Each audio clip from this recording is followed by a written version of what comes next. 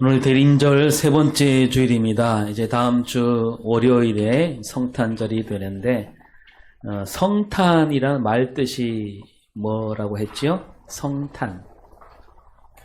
성탄이 무슨 뜻이에요? 성탄. 네. 네. 성탄. 성일이가 탄생했다. 거룩한 탄생이란 얘기죠. 거룩한 탄생. 예수님이 이 땅에 오신 날은 거룩한 날이고 예수님이 이 땅에 오실 때 거룩하게 오셨다. 그런 뜻을 담아서 우리가 성탄이다 그럽니다. 그래서 우리는 성탄절 때 이 거룩하다라는 찬송을 많이 부르죠. 고요한 밤, 거룩한 밤, 그 다음에 또 거룩하신 구주께 천사 찬송하기를, 또 오 거룩한 밤, 그렇게 찬송을 부릅니다. 따라서 우리는 성탄을 기다릴 때 어떤 마음으로 기다려야 되느냐? 딱 답이 나오죠. 어떤 마음으로? 그렇죠. 거룩한 마음으로 기다려야 됩니다. 이 땅에 오신 예수님은 거룩하게 사는 삶이 어떤 삶인가 우리에게 보여주셨습니다. 예수님이 외치신 하나님 나라는 하나님께서 다스리신 나라고, 따라서 거룩하신 하나님이 다스리니까 그 나라는 거룩한 나라가 되는 거죠. 그래서 우리가 예수를 믿는다라는 말을 다르게 얘기하면, 예수를 믿는다는 말과 거룩하게 산다, 이 말은 같은 말이 되는 거지요. 그러면 이제 이 거룩하게 사는 삶이 어떤 삶이 거룩하게 사는 삶일까? 오늘 말씀에서 우리가 살펴보려고 하는데요. 23절을 함께 읽겠습니다. 땅에 하나님이 친히 너희를 온전히 거룩하게 하시고 또 너희의 영과 몸이 우리 주 예수 그리스도께서 강림하실 때에 흠없게 보존되기를 원하노라. 아멘. 하나님께서 우리에게 바라시는 거, 원하시는 게 두 가지가 나오죠. 하나는 너희를 온전히 거룩하게 하시고, 또 하나는 흠없게 보존되기를 바라신다. 이 온전히 거룩하다, 흠없게 보존된다, 이 두 가지는 같은 말이죠. 데살로니가 교회에게 주신 편지인데, 이 데살로니가 교회가 다시 오실 예수님을 기다리고 있습니다. 바울이 말하기를 다시 오실 주님을 기다리는 그리스도인 어떻게 살아야 되는가? 하나님이 바라시기는 거룩하게 살아야 한다, 그런 말씀입니다. 성탄을 기다릴 때와 마찬가지로 다시 오시는 주님을 기다린 사람은 이렇게 거룩한 삶으로, 거룩한 마음으로 기다려야 된다라는 겁니다. 앞에서도 말씀드렸지만 2000년 전 예수님이 이 땅에 오실 때 거룩하게 오셨고, 또 주님께서 몸소 거룩한 삶이 어떤 삶인가 우리에게 잘 보여주셨다고 했습니다. 다시 오실 주님도 어떻게 오시냐면 우리에게 오실 때 거룩하게 오셔요. 거룩하신 왕으로 오십니다. 그래서 요한계시록 21장 2절을 볼까요? 내가 봄에 거룩한 성 새 예루살렘이 하나님께로부터 하늘에서 내려오니. 예수님이 다시 오실 때 거룩한 성 새 예루살렘이 내려온다 그럽니다. 이 말은 이 거룩한 새 예루살렘, 그러니까 예수님이 다시 오실 때 이 땅을 예수님이 거룩한 성으로 만들어 주신다는 얘기입니다. 그리고 이제 요한계시록 22장 11절에 행하는 자는 그리를 행하고 더러운 자는 그대로 더럽고 의로운 자는 그대로 의를 행하고 거룩한 자는 그대로 거룩하게 하라. 예수님이 다시 오실 때 그 거룩하신 주님을 맞이하는 사람, 어떤 사람이 맞이하냐면 의를 행하는 사람이어야 되고 거룩한 사람이어야 된다라는 말씀이지요. 다시 오실 주님을 기다린 사람은 반드시 거룩한 삶을 살다가 거룩하신 주님을 맞이할 수 있어야 된다는 겁니다. 뒤집어 말하면 거룩하게 살지 않았던 사람은 거룩하신 주님을 맞이할 수가 없는 거지요. 거룩하신 주님을 알아보지도 못하게 됩니다.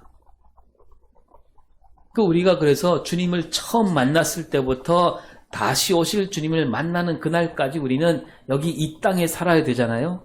근데 이 땅, 이 세상은 거룩합니까? 아닙니까? 거룩하지 않아요. 세상에는 불의가 많고 더러움도 가득합니다.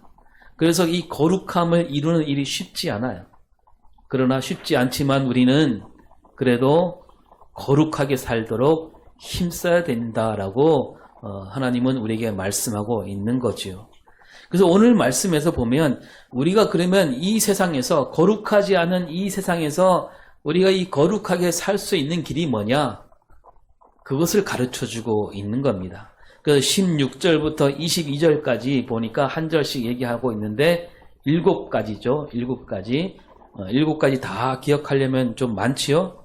한 3가지만 하면 좋겠는데 그러나 이제 말씀 보면 우리가 다 들었던 말씀들이고 또 이게 아까 읽었지만 한 절만 그렇게 길지 않아요. 그래서 우리가 조금만 마음을 기울이면 얼마든지 다 담을 수 있는 그런 구절들인데 우리 하나씩 보겠습니다. 16절 기뻐하라. 네, 항상 기뻐하라. 거룩한 삶을 사는 사람 항상 기뻐하는 삶이 거룩한 삶으로 이어진다는 거죠.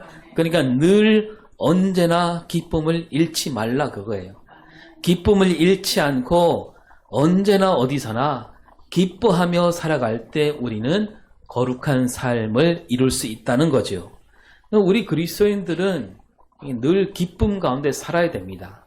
기쁜 일이 있을 때만 기뻐한다. 기쁘지 않을 때는 기뻐하지 않고 그거는 믿지 않는 사람들과 똑같은 거 아니겠어요? 그래서 이 거룩한 삶, 그들과 다른 믿지 않는 사람들과 다른 이 거룩한 삶이란 날마다 기뻐하는 삶이 되어야 된다는 겁니다. 예수님이 이 땅에 오신 날로부터 다시 오시는 그날까지 우리는 영원히 기뻐하는 삶을 살아야 된다라는 거죠. 여러분 공자도 이런 말을 했습니다. 읽어볼까요? 공자가 한 말 시작. 하기 시습지 불역 열호 유봉 자원 방래 불역 락호. 예, 들어보셨어요? 처음이에요. 예. 이 공자도 2가지 기쁨을 말해요. 하기 시습지 뭐냐면 배워서 그것을 늘 쉬지 않고 몸에 익히면 불역 열호 진실로 기쁘지 않겠는가. 그 다음에 2번째는 유붕자원 박래. 이건 뭐냐면 뜻이 같은 벗이 있는데 그 벗이 먼 곳에서 나에게 돌아오면 불역 락호 진실로 즐겁지 않겠는가. 그 진리를 배우고 익히니까 기쁘고 뜻을 같이 한 벗이 멀리서 찾아오니까 즐겁다. 그런 뜻으로 한 말인데 여러분 사람들은 자기에게 좋은 일이 있을 때 또 기쁜 일이 생겨야만 기뻐합니다. 근데 그런 좋은 일, 기쁜 일은 대체 뭐예요? 대체로 어떤 게 좋은 거예요? 내가 큰 어떤 유익을 얻었을 때, 이익을 얻었을 때, 또 뭐 높은 자리에 올라갔을 때 기뻐하잖아요. 근데 이제 공자가 말하는 기쁨은 사실 그거보다 좀 수준이 높은 기쁨이라고 할 수 있겠습니다. 학문과 진리를 깨달을 때 기뻐하고 또 멀리 있던 벗이 찾아오니까 기쁘다. 자, 그런데 우리 그리스도인들에게 진리는 뭘까요? 진리. 우리 그리스도인들에게 진리가 뭐예요? 공자가 진리를 발견하면 기뻐한다 그랬는데 우리 그리스도인들에게 진리는 예수 그리스도죠. 예수 그리스도. 예수 그리스도가 곧 진리예요. 그래서 이 공자가 말하는 진리에 견주면 예수 그리스도는 뭐 견줄 수 없는 가장 큰 진리 아닙니까? 참된 진리예요. 근데 우리가 그 진리를 알게 되었고 또 그 진리가 우리와 함께 하시는데 우리가 기뻐하지 않을 수 없는 거 아니겠어요? 또 예수 그리스도는 우리에게 누구로 오셨어요? 구원자로 오시기도 했고 왕으로 오시기도 했지만 주님은 또 우리에게 누구예요? 우리에게 친구로 오셨잖아요. 친구 가운데서도 아주 참된 벗, 진짜 친구. 요즘 말로 뭐예요? 진짜 친구? 다 아시네요? 모를 줄 알았는데. 네, 찐친. 그분이 우리에게 오셨으니까 이보다 기쁠 수 없는 거죠. 예수님이 이 땅에 오신 일, 이게 가장 기쁜 일이고, 예수님이 또 다시 오신다는 소식 또한 가장 기쁜 소식이 되는 겁니다. 따라서 우리는 그거 생각하면 언제나 늘 항상 기뻐하며 주님을 기다릴 수 있어야 되는 거죠. 세상과 다른 거예요. 세상과 다른 기쁨. 그 기쁨을 잃지 않는 것, 그게 바로 거룩함으로 나아가는 길이다라는 얘기입니다. 그 다음에 17절은 뭐라고 되어 있어요? 쉬지 말고 기도하라. 예, 쉬지 말고 기도하라. 그래야 거룩하다는 거예요. 근데 언뜻 보면 여러분 쉬지 말고 기도한다. 잘 말이 되지 않지요? 어떻게 사람이 쉬지 않고 기도만 할 수 있겠습니까? 숨도 쉬어야 되고 밥도 먹어야 되고 잠도 자야 되고 어떻게 쉬지 않고 기도만 할 수 있을까요? 여기서 말씀하는 기도, 이 기도는 무슨 뜻일까요? 우리가 골방에 들어가서 무릎을 꿇고 막 또박또박 하나님께 이것저것 아뢰는 거, 이것도 기도이지만, 그래서 어떤 사람은 쉬지 말고 기도하라고 했으니까 막 금식 기도 많이 하지요. 금식 기도가 나쁜 건 아닌데, 근데 금식 기도야말로 쉬지 말고 기도하라는 말씀을 따르는 기도다, 이렇게 생각하는 사람들이 있어요. 그래서 밥도 안 먹고 기도하잖아요. 한 40일 막 작정 기도합니다. 그러고 나면 야, 내가 적어도 40일 동안은 기도만 했으니까 주님이 주신 이 쉬지 말고 기도하라는 이 말씀을 내가 그래도 잘 따랐구나, 이렇게 말할 수 있을까요? 여러분, 쉬지 말고 기도하라 이 말씀을 좀 더 잘 따르려면 금식 기도를 더 많이 해야 되겠습니까? 40일, 50일, 어떤 사람 100일 막. 신앙이 깊은 사람일수록 금식 기도를 더 오래 하고, 그러다가 하늘나라 가면 하나님이 그래 참 잘했구나, 너는 말씀대로 쉬지 말고 기도하다가 여기 왔구나 하면서 하나님이 그 사람에게 더 큰 상을 내리실까요? 여러분, 쉬지 말고 기도하라 할 때 여기서 기도가 뭐냐 하면 하나님 앞에 늘 내가 서 있다는 것을 잊어버리지 않고 사는 삶을 가리키는 그런 삶을 기도라 그러는 겁니다. 내가 어딜 가든지 무엇을 하든지 늘 하나님께서 내 앞에 계시다. 하나님은 내 앞에 계시는구나, 내 곁에 계시는구나, 그것을 잊어버리지 않는 상태, 그게 기도라는 거예요.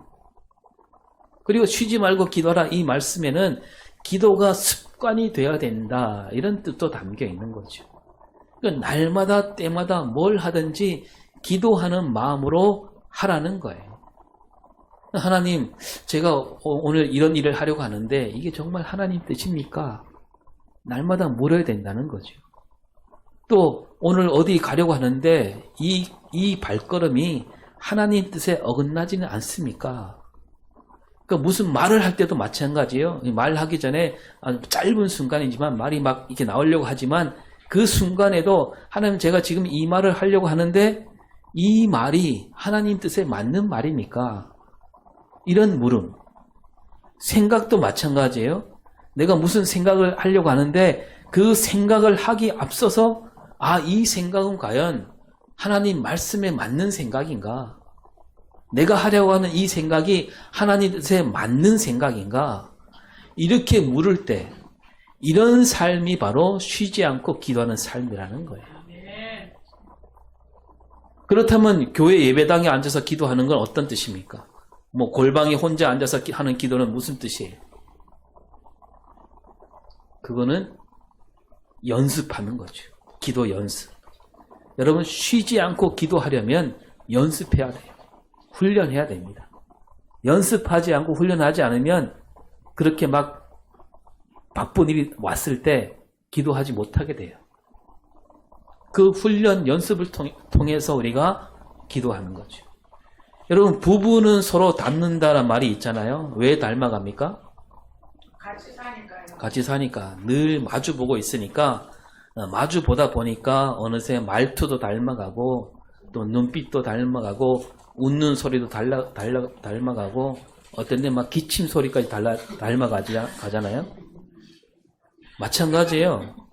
하나님과 마주보며 사는 삶. 하나님이 늘 내 곁에 있으니까 하나님과 늘 마주보는 삶이 기도예요. 그래서 늘 그렇게 365일 내내 하루 24시간 내내 함께 하나님과 붙어 있으면 그리고 말을 자꾸 주고받다 보면 어떻게 돼요? 우리도 어느새 하나님을 닮아가게 마련인 거예요. 거룩하신 하나님을 닮아가니까 우리가 어떻게 돼요? 우리도 거룩하게 되는 거죠. 그러면 사람들이 우리를 보면서 저 사람은 뭔가 남다르네? 저게 뭐지? 그럼 우리가 뭘 알려줘요? 나는 하나님을 닮아 거룩하게 되어가는 중입니다. 이렇게 말할 수 있는 겁니다. 자, 18절을 볼까요? 시작. 범사에 감사하라. 네, 범사에 뭐예요? 모든 일에 감사해야 된다. 나에게 주어진 모든 것, 모든 일이 다 누구로부터 온 것입니까? 하나님으로부터 온 것이니까 그 하나님께 감사해야 된다는 거죠. 내가 잘해서 얻은 거 아무것도 없다는 뜻이에요. 감사는. 그래서 우리가 모든 일에 감사해야 된다. 우리가 뭐 맥주감사주일도 지키고 추수감사절도 지키는데요. 그때마다 말씀드렸어요. 감사절, 감사해야 되는 주일이 따로 있다. 그런 뜻으로 우리가 그런 주일을 지키는 게 아니라고 했습니다. 감사절 절기 때 우리는 다시 마음에 새기는 거예요. 잊어버릴지 모르는. 그래, 모든 일에 감사해야지. 그런 뜻으로 맥주감사절이 있고 추수감사절이 있는 거죠. 세상 사람들은 그렇지 않잖아요. 어떤 자기에게 고마운 일이 있을 때 감사합니다 라고 말하죠. 나에게 좋은 일이 생겼을 때 누군가가 나에게 큰 도움이나 선물을 줬을 때 우리 사람들은 감사하다 그러잖아요. 감사하는 마음이 생깁니다. 그러나 우리 그리스도인들은 다른 거예요. 우리는 무슨 일이 있든지 어떤 일이든지 모든 일에 감사하는 사람들이다. 이게 세상과 다른 거예요. 세상과 다르니까 뭐예요? 거룩한 거죠. 그런데 우리가 자꾸 잊어버리잖아요. 늘 감사해야 되는데 감사한 일이 있을 때만 감사하고 어려움이 있을 때는 감사를 잊어버려요. 그러다가 감사주의가 오면 그때 비로소 감사하고. 그럼 우리는 처음에 예수를 믿을 때부터 뭘 얻었어요? 하나님 자녀가 되는 권세를 얻었어요. 구원은 여러분 상이 아니에요. 하나님이 딱 보고 사람들 사는 걸 보고 저 사람은 진짜 훌륭하구나. 그래서 상으로 구원 주시는 게 아니에요. 뭔가 잘해서 받은 상이 아니라 구원은 뭐예요? 하나님이 주신 은혜고 선물이에요. 그래서 에베소서 2장 9절에 뭐라고 돼 있어요? 그 은혜에 의하여 믿음으로 말미암아 구원을 받았으니 이것은 너희에게서 난 것이 아니요 하나님의 선물이라. 예, 하나님이 은혜로 선물로 주신 게 구원이다. 이게 엄청난 선물이잖아요. 그 갚을 수 없는 은혜입니다. 갚을 길이 없어요. 우리가 할 수 있는 일은 뭐예요? 그저 감사하는 마음으로 사는 것. 그것뿐이기 때문에 늘 감사해야 되는 거죠. 하나님이 또 늘 우리 곁에 계신다 그랬습니다. 그래서 우리 곁에 계신 하나님께 우리가 드릴 말이 뭐가 있습니까? 한 가지밖에 없어요. 하나님 감사합니다. 그러니까 기도도 연습하고 훈련해야 한다 했는데요. 이 감사도 마찬가지예요. 감사도 훈련하지 않으면 우리가 잊어버리기 쉬워요. 구원이라는 은혜의 선물을 받았는데 지나다 보면 그게 그냥 당연한 듯이 마치 우리가 숨 쉴 때 공기가 있는 게 당연하다는 듯이. 그래서 우리가 훈련해야 돼요. 감사도. 그래서 감사 헌금을 주일마다 해야 되는 뜻도 여기에 있는 거예요. 주일마다 드린 헌금이 어떤 마음으로 드리느냐? 하나님 감사합니다. 그런 뜻으로 드리는 거죠. 하나님 저를 하나님 자녀로 삼아주셔서 감사합니다. 그런 뜻을 담아서 드리는 게 헌금이에요. 헌금으로 은혜를 갚는다? 그거 아니거든요. 여러분, 하나님 은혜를 돈으로 셈하면 얼마가 될까요? 온 세상을 다 팔아도 갚을 길이 없어요. 온 우주를 다 팔아도 갚을 길이 없는 거예요. 그리고 헌금은 복채도 아니고, 헌금은 뭐라고요? 헌금은 감사예요. 감사의 뜻으로 드리는 거예요. 많고 적고 문제가 아니라, 그래서 여러분 들어올 때마다 하나님 감사합니다. 집에 나올 때부터 하나님 감사합니다 라는 그 뜻을 담아서 하나님께 드리는 거죠. 오늘도 우리가 모든 일에 감사하는, 그래서 거룩한 삶을 이어가는 저와 여러분이 되기를 바랍니다. 19절에 시작. 소멸하지 말며. 예, 성령을 소멸하지 말라. 이 거룩한 삶은 우리 힘으로 되지 않아요. 그래서 24절을 볼까요? 부르시는 이는 미쁘시니 그가 또한 이루시리라. 예. 하나님은 미쁘시다. 미쁘시다 무슨 뜻이에요? 예, 신실하시다. 믿을만함이 넘쳐난다는 얘기입니다. 그 하나님께서 이루시는데 뭘 이루시냐면 우리를 거룩하게 만드는 것을 이루신다는 얘기죠. 하나님은 틀림없이 우리를 거룩하게 하십니다. 그래서 이 성령을 소멸한다는 말은 내 삶을 성령께 맡기지 않는다는 얘기예요. 예수님도 말씀하시길 성령을 회방하지 말라 하셨지요. 예수 믿는 사람들은 모두 성령을 받은 사람들이에요. 그래서 성령 충만하다, 성령 충만한 사람이다. 이 말은 뭐냐면 성령께서 시키는 대로 하는 사람이 되었다는 얘기예요. 하나님께서 우리를 거룩하게 만들어 주시니까 나를 하나님께 맡기는 거. 여러분 사도행전 16장 6절을 볼까요? 아시아에서 말씀을 전하지 못하게 하시거늘 그들이 부르기아와 갈라디아 땅으로 다녀가. 바울이 그 동역자들과 함께 이제 저 아시아로 가려고 했습니다. 아시아로 가서 말씀을 전하려고 했고 바울은 그게 하나님 뜻이라고 여기고 가려고 했지요. 그런데 누가 막아요? 성령이 가지 못하도록 막았다. 그래서 바울이 곧바로 이 길을 돌이켜요. 그 다음에 7절을 볼까요?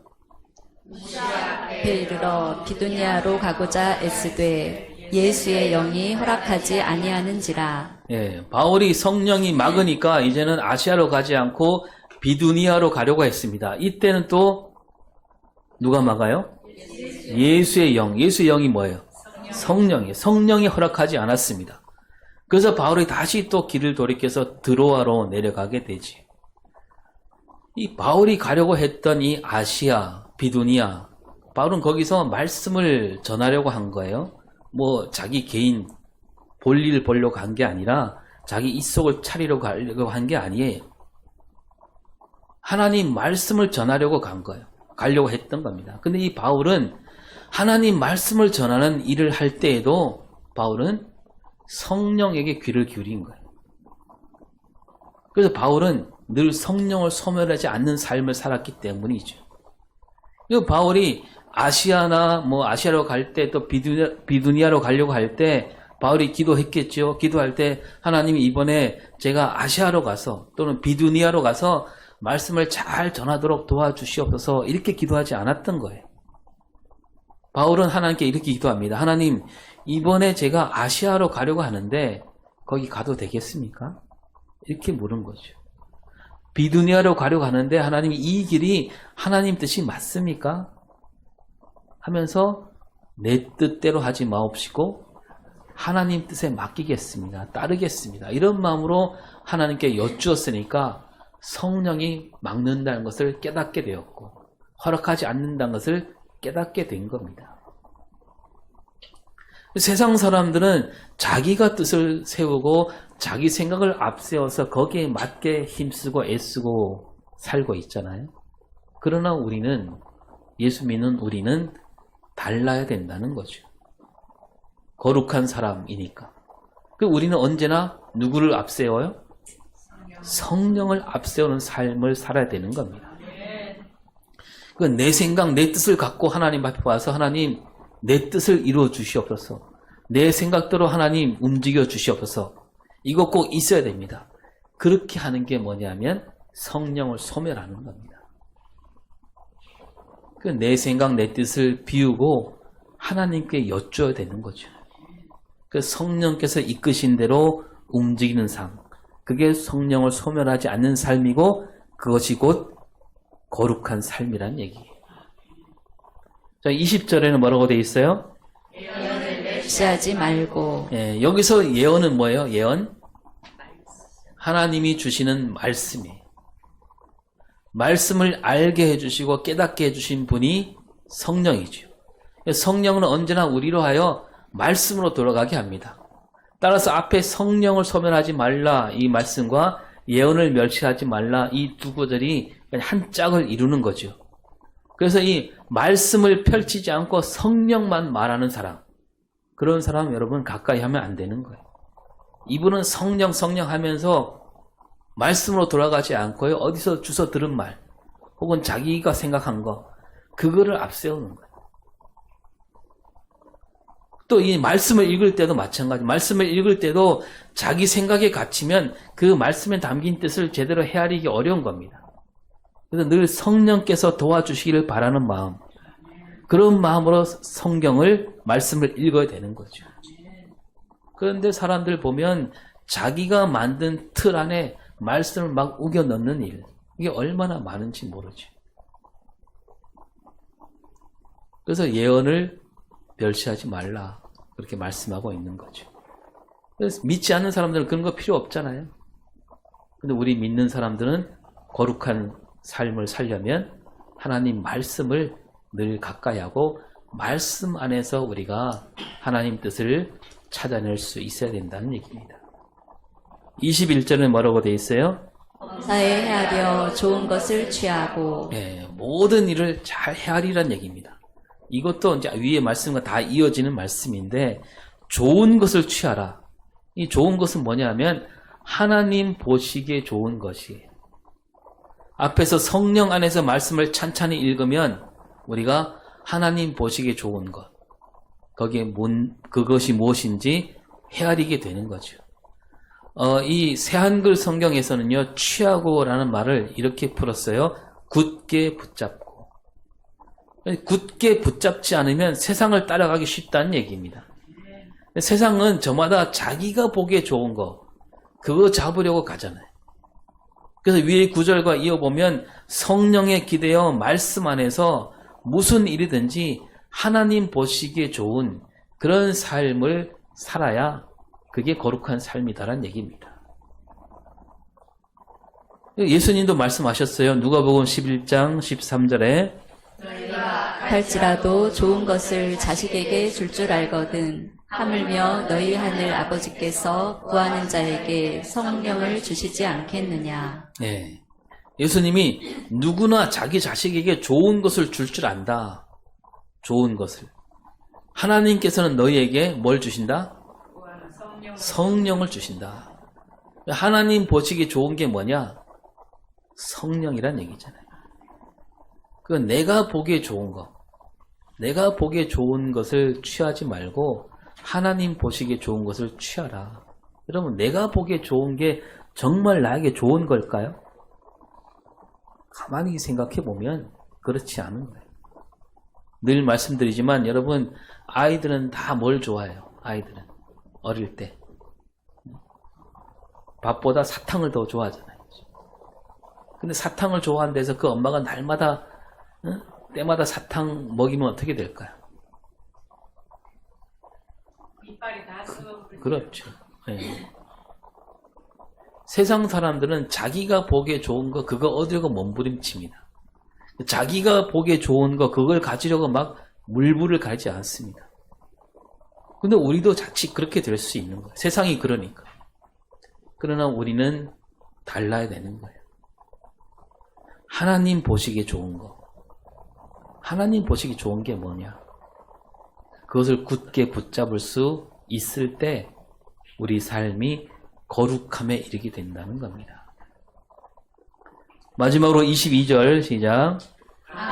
어떤 모양이라도 버리라. 예, 악은 버려야 된다는 건 누구나 다 알고 있어요. 근데 뭐라고 말합니까? 어떤 모양이라도 어떤 모양이라도 버리라.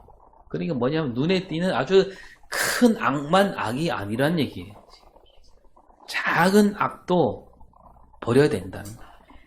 이 악은요, 아주 그럴싸하게 꾸미고 우리 앞에 다가오지요. 아주 좋게 보입니다. 근데 아무리 좋아 보인다 해도 앞에서 말씀드린 대로 하나님 보시기에 좋지 않다면 그거는 악이에요. 그 악은 재빨리 버려야 되는 거죠. 아무리 작다 할지라도 악이라면 버려야 된다. 뭐 이 정도는 괜찮겠지. 그런 거 없다는 거예요. 그 어떠한 악도 가까이 하지 말라. 이 악은 우리 빈틈을 노리거든요. 그런 얘기가 있잖아요. 어떤 사람이 낙타를 몰고 사막을 걷고 있습니다. 이 사막은 낮에는 막 무척 덥지만 밤에는 춥잖아요. 낮에는 더위에 죽을 수 있고 밤에는 얼어 죽을 수 있다 그럽니다. 근데 밤이 됐어요. 쥐를 막 막으려고 천막을 칩니다. 천막을 막 겹겹이 싸고 안에 숯불을 피웠습니다. 천막 안이 따뜻해졌습니다. 막 잠을 자려고 하는데 함께 자기가 타고 갔던 낙타가 막 코를 벌렁거리면서 천막 문을 막 비벼요. 그러면 막 가여운 생각이 들어서 그래 낮에 막 고생 많이 했으니까 코하고 입만 녹이라고 살짝 열어줍니다. 근데 조금 지나니까 어떻게 돼요? 머리가 쑥 들어와요. 그래 머리까진 괜찮겠지. 괜찮아. 좀 더 있으니까 목이 들어와요. 그래 목까지도 봐주자. 또 있으니까 이번에 앞다리가 들어와요. 이제는 안 되겠다. 너무 좁다. 그래서 막 내보려고 하니까 벌써 낙타가 뒷다리까지 다 들어오고 이 사람이 오히려 밖으로 밀려났다. 그런 얘기가 있지 않습니까? 그러면 악이 그런 거예요. 악이. 살금살금 다가옵니다. 처음엔 악인지 뭔지 모르게 다가와요. 이렇게 하면 너에게도 좋지 않느냐? 그냥 고개만 끄덕여라. 그렇게 한다고 해서 나쁠 거 없지 않느냐? 그러면서 우리 마음을 비집고 들어오는 거죠. 거기에 조금씩 내주다 보면 어느새 우리는 악에게 사로잡히게 되는 거죠. 뭐 술도 비슷하잖아요. 처음에 사람이 술을 마시다가 딱 한 잔 이렇게 하다가 그 다음에 한 잔이 두 잔 되고 두 잔이 세 잔 되고 이제 술이 술을 마시잖아요. 그죠? 그리고 좀 더 가면 어떻게 돼요?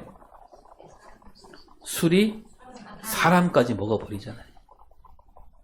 돈도 마찬가지예요. 처음에는 사람이 돈을 이렇게 막 부리는 것 같지만 얼마 지나지 않으면 돈이 또 돈 욕심을 내게 만들고요. 마침내 돈이 사람을 집어삼키는 거예요. 그래서 우리가 정신을 바짝 차려야 된다는 겁니다. 아무리 작은 악이라 할지라도 내쳐야 됩니다. 악 앞에서는 까탈스러워야 되는 거예요. 자기한테 막 만만한 사람 앞에서는 까탈스럽게 그렇게만 하지 마시고 그렇게 하지 마시고 불의와 거짓 악한 일 앞에서 우리는 아주 까탈스러워야 됩니다. 빈틈을 보이지 않도록 힘써야 된다는 거죠.